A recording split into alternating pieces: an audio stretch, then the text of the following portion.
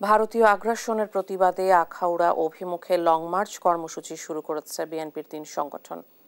বুধবার সকাল ৯টায় যুবদল, ছাত্রদল ও স্বেচ্ছাসেবক দলের উদ্যোগে রাজধানী নয়াপল্টন থেকে শুরু হয় এই কর্মসূচি। এরপর কিশোরগঞ্জের ভৈরব বাজারে গিয়ে পথসভা হবে। সেখান থেকে ব্রাহ্মণবাড়িয়ার আখাউড়া সীমান্তে গিয়ে হবে সমাপনী সমাবেশ।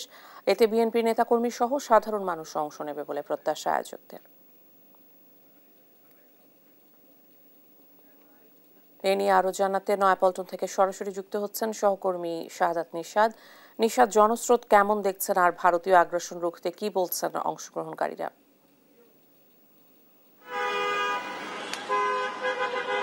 জি, যেমনটি বলছিলেন, স্বেচ্ছাসেবক দল, ছাত্র দল এবং যুব দলের ভারতের আগ্রাসনের বিরুদ্ধে ঢাকা টু যে আগরতলা যে লং মার্চ, সেই লং মার্চ কিন্তু আনুষ্ঠানিকতাভাবে তারা কিন্তু যাত্রা শুরু করেছে। তারা যে আখাউড়া সেখানে তারা কিন্তু যাত্রা শুরু করেছে এবং আমরা দেখেছি মূলত এখানে সকাল ৮টার দিকে এখানকার যে স্বেচ্ছাসেবক দল, ছাত্র দল এবং যুব দলের যে কেন্দ্রীয় নেতারা আছে তারা কিন্তু এখানে সংক্ষিপ্ত সমাবেশ করেছে এবং কয়েক হাজার গাড়ি নিয়ে কিন্তু তারা একে একে রওনা দিয়েছে এবং আমরা দেখেছি ইতিমধ্যেই কয়েকশো গাড়ি কিন্তু রওনা দিয়েছে। এখনও পল্টন কার্যালয়ের, বিএনপি কার্যালয়ের সামনে আছে। এখনও কিন্তু তাদের অসংখ্য গাড়ি কিন্তু সেই আখাউড়া অভিমুখে যাচ্ছে।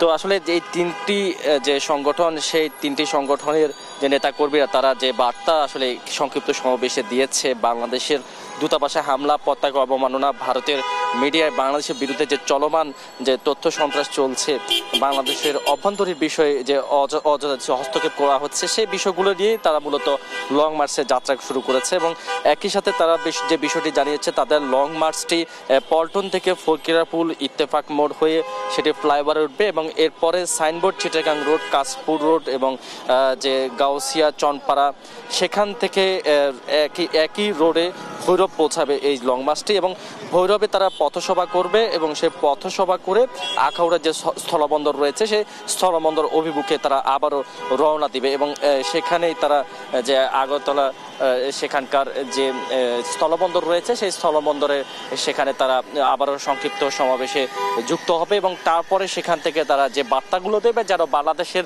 অভ্যন্তরের বিষয়ে কোনো ধরনের কোনো হস্তক্ষেপ না করা হয় এবং সেক্ষেত্রে বাংলাদেশের যে বর্তমান যে চলমান পরিস্থিতি রয়েছে সেখানে, যেখানে বাংলাদেশের মানুষ বলছে যে কোনো ধরনের কোনো অস্থিতির পরিস্থিতি নেই, সেখানে এ ধরনের গুজব এবং তথ্য সন্ত্রাসীর এই অবস্থান থেকে যেন ভারত সরে আসে এবং সেই সাথে ভারতের সাথে বাংলাদেশের যে বন্ধুত্ব রয়েছে সেই বন্ধুত্ব বজায় রেখে যেন তারা যে শুধু বাংলাদেশ না, ভারতের যে অবস্থান যেখানে রয়েছে, আমরা দেখেছি ভারতে কিন্তু বর্তমানে বিভিন্ন জায়গায় যে পর্যটন নগরীগুলো রয়েছে সেগুলো একেবারে স্থবির হয়ে গিয়েছে। সেক্ষেত্রে ভারতও অনেকটা রাজস্ব থেকে তারা বঞ্চিত হচ্ছে।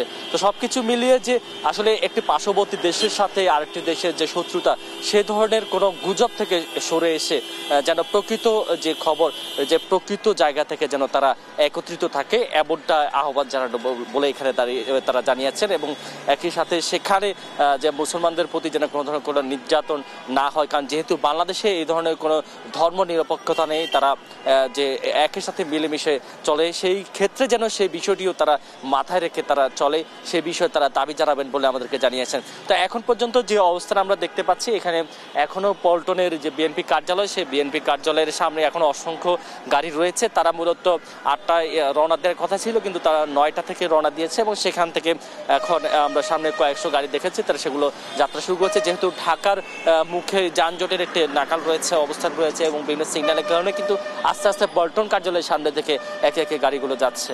তো সবকিছু মিলে এই ছিল ঢাকা টু যে আখাউড়া বিএনপি যে লং মার্চ, ছাত্রদল, যুবদল এবং স্বেচ্ছাসেবক দলের সেই লং মার্চের আমার কাছে থাকা সবশেষ খবর। ধন্যবাদ আপনাকে।